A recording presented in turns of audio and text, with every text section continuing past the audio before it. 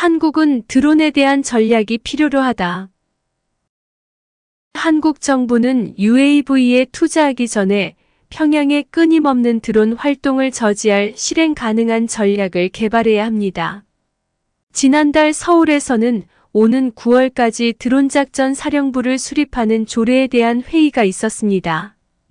이번 조례는 지난해 12월 한국 영공을 침범한 북한 무인기를 파괴하지 못했다는 폭로에 따른 것으로 서울은 적의 드론을 탐지하고 파괴하는 동시에 감시 및 타격 작전이 가능한 자체 UAV를 만드는 능력을 개발하고자 합니다.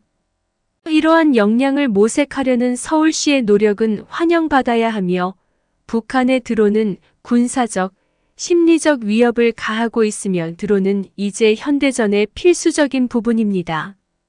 그러나 정부는 아직까지 드론과 대드론 능력을 키우고 드론 작전 사령부를 신설해 무엇을 하려는지 명확히 밝히지 않고 있습니다. 또한 서울은 지금까지 기술과 무기 개발에 초점을 맞추었지만 이러한 능력을 활용하고 한국의 정책 목표를 달성하기 위한 작전 개념에는 초점을 맞추지 않았습니다. 정부는 새로운 드론 사령부를 수립하기 전에 수단이 목적과 일치하는지 확인하기 위해 이러한 질문에 답해야 할 것입니다. 2022년 12월 26일 북한 무인기 5대가 우리 영공을 넘어 5시간 동안 비행을 했으며 드론 1대가 서울 청와대 비행금지구역을 침범하였습니다. 한국군은 처음에는 드론을 감지하지 못했으며 이를 감지한 군은 전투기와 공격용 헬기를 출격해 100여 발을 발사했지만 드론은 격추하지 못하였습니다. 추락한 유일한 공중 차량은 한국의 공격기 중 하나였으며 이 사건은 한국의 방공체계의 취약성과 드론의 침입에 대한 군의 낮은 준비 태세를 드러났습니다. 그 외 사건이 많으며 북한 드론은 2014년 청와대와 2017년 중요 군사시설을 항공 촬영한 뒤 추락하기도 하였습니다. 공정하게 말하면 드론에 대한 대응은 매우 어려우며 드론은 느리고 작으며 낮은 고도에서 비행하기 때문에 탐지, 추적 및 가로채기가 어렵습니다. 전통적인 레이더 시스템은 그러한 물체를 인식하는 데 어려움이 있습니다. 그렇게 하더라도 레이더는 드론을 새와 같아 비슷한 크기의 다른 물체와 자동으로 구별할 수 없습니다. 그러나 기술적인 문제를 제쳐두고 이 사고에 기여한 또 다른 요인은 군부대 사령관의 명확한 교전 규칙의 부족과 각 군 간의 파편화된 대공 방어 체계라 할 수 있습니다. 북한의 드론에 대한 한국의 낮은 수준의 준비 태세는 북한의 무인기 능력이 성장하고 있다는 점에서 우려가 되고 있으면 북한 드론이 제기하는 가장 즉각적인 위협은 군과 시설에 대한 정보 수집으로 북한은 군에서 사용하는 고가의 감시 장비와 정찰기로 감당할 수 없기 때문에 이러한 약점을 보완하기 위해 감시 드론을 개발하고 있습니다. 감시 드론은 전시에 북한의 군사작전을 강화할 수도 있고 북한의 드론이 남측 영공을 정기적으로 침범한다면 최소한 민간인과 군인들에게 심리적 피해를 줄 것입니다. 또한 북한은 개조된 미국 표적 드론을 포함한 전투용 UAV를 획득했으며 평양은 지난 달 승리의 날 열병식에서 이 새로운 전투 및 감시 드론을 공개하였습니다. 최근 북한 공군기지 위성사진에는 공대지 미사일과 GPS 유도폭탄, 대전차 미사일 등을 탑재할 수 있는 중국산 킬러 드론과 유사한 신형이 포착된 것으로 알려져 있으면 집속탄이나 대량 살상 무기를 탑재한 UAV는 분명히 상당한 피해를 입힐 수 있습니다. 군중으로 보내면 드론은 정교한 무기에도 치명적인 타격을 줄 수 있습니다.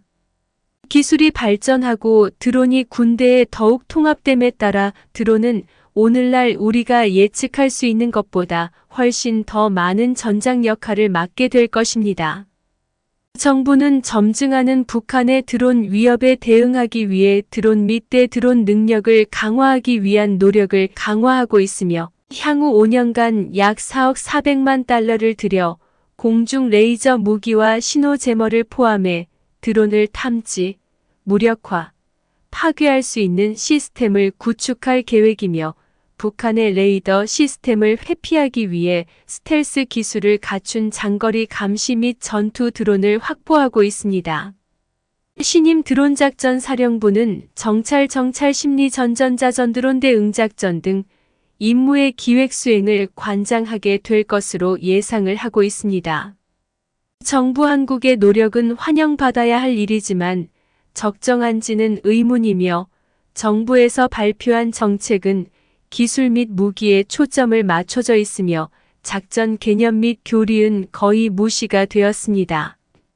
기술과 무기만으로는 전장에서의 승리를 보장할 수 없습니다. 예를 들어 러시아는 우크라이나 침공 초기의 기술과 무기에서 우위에 있는 것처럼 보였지만 빈약한 전략과 지휘 및 통제로 인해 우위를 점할 수 없었습니다. 대조적으로 일관성 있는 방식으로 뒤죽박죽인 기술과 역량을 결합하는 우크라이나의 능력은 크게 향상되었습니다. 그것의 전투 능력. 이런 사례들을 보면 한국의 명확한 드론 전략과 운용 개념이 없다는 점은 상당한 문제입니다. 전략적 목표를 달성하기 위해 드론 및 대드론 기능을 어떻게 사용할 것인가? 에 대한 고민을 하여야 할 것입니다. 우선 군의 무인기 사령부의 목표가 불분명하며 정부 관리들은 북한의 드론 침입을 억제하는 것을 목표로 언급했지만 정부의 억제 메커니즘이 거부에 의한 것인지 처벌에 의한 것인지는 발표하지 않고 있습니다. 성공적인 드론 임무를 수행하는 북한의 능력을 부정하는 것은 어려울 것입니다. 정부는 새로운 대응 드론 능력으로 드론으로 인한 피해를 제한할 수 있습니다. 하지만 위에서 언급한 레이더의 기술적 한계로 인해 대한민국 영공으로 진입하는 대부분의 북한 무인기를 탐지하고 파괴하지는 못할 것으로 보이며 지난 10월 현재 우크라이나가 격추된 상당한 수의 러시아 드론이 있었지만 놓친 드론은 여전히 우크라이나의 전력망을 약화시키는 영향을 미쳤습니다. 더구나 적 드론이 무력화되거나 납포되더라도 그 존재만으로도 대한민국 국민에게 심리적 피해를 줄 가능성이 크며 마지막으로 드론이 상대적으로 저렴하기 때문에 남한에 드론을 보내는 것이 무의미하다고 북한을 설득하는 것은 본질적으로 까다롭습니다. 용납할 수 없는 처벌을 약속함으로써 북한이 드론을 보내는 것을 저지하는 것은 어떻습니까? 윤석열 대통령은 북한 드론이 우리 영공을 침범할 때마다 드론 10대를 보내 북한의 어떤 도발에도 압도적 대응을 하겠다고 다짐을 했습니다. 그러나 이 조치가 북한의 어떤 실질적인 비용을 초래할 것인지 군사적 긴장이 고조되는 위험을 무릅쓰고 드론으로 북한 목표물을 공격할 용의가 있을지 북측은 이러한 불합리한 대응 위협을 신빙성 있게 여기지 않을 것이며 명확한 억지 메커니즘이 없는 정부의 계획은 전략적 장점이 없는 막교환으로 보입니다. 억지력이 작동하려면 한국은 북한의 압박 지점을 겨냥한 전략을 수립해야 합니다. 예를 들어 한국은 북한의 핵 및 미사일 기지를 감시하기 위해 자체 드론을 보내 도널드 트럼프 전 미국 대통령이 고려한 코피 흘리는 옵션과 같은 외과적 공격을 가능하게 함으로써 드론 침입에 보복하겠다는 신호를 보낼 수 있습니다. 정부는 드론을 사용하여 북한 지도부의 위치를 탐지하고 잠재적인 참수 전략을 용이하게 하여 북한의 지배 계층을 제거할 것이라는 신호를 보낼 수 있습니다.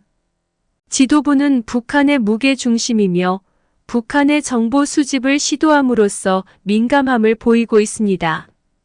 이는 각 군의 참수 전략과 관련이 있으며 정부는 정보 캠페인에 대한 북한의 우려를 겨냥하여 대북 전단을 살포하기 위해 드론을 보낼 수 있습니다. 북한을 응징하기 위해 드론을 동원할 필요는 없지만 관건은 북한이 남한에 드론을 보낸 것을 후회할 것이라고 납득시키는 것이 무엇인지를 찾아야 할 것입니다. 드론작전 사령부의 또 다른 목표는 드론을 한국군에 통합해 전투 능력을 높이는 것이며 최근 아르메니아와 아제르바이잔, 러시아와 우크라이나 간의 분쟁에서 알 수 있듯이 드론은 무력 분쟁에서 결정적인 역할을 할 수 있습니다.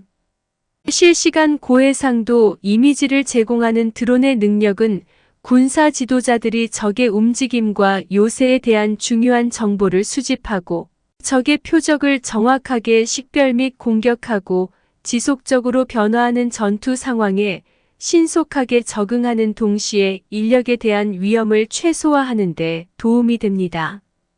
정부는 핵무기 문턱 이하로 떨어지는 제한된 전쟁 시나리오에서 기존 군사력을 증폭시키는 전력 승수로 드론을 활용하는 방법을 개발해야 하며 서울은 또한 다른 지역 분쟁과 지역 파트너와의 역량 강화를 위해 드론을 사용할 방법을 고안해야 합니다.